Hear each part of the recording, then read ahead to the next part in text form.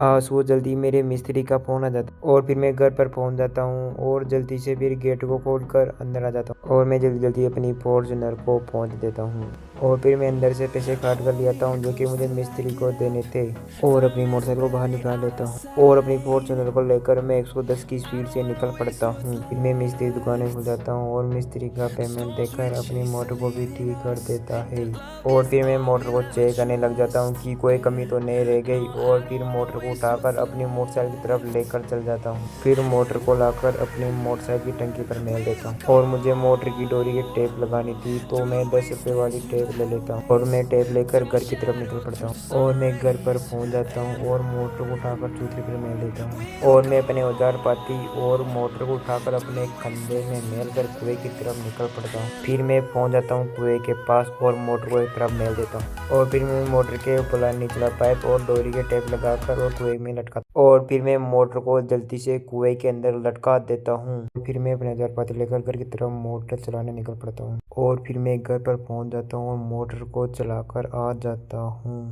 और फिर मोटर भी पानी उठा लेती है जो कि पहले से बहुत अच्छा पानी आ रहा था और मैं जल्दी से नहाने चल जाता हूँ और फिर मैं नहा धो के हो जाता हूँ फ्री और चाय भी पीने लग जाता हूँ। इतनी मेहनत के लिए एक सब्सक्राइब तो बनता है।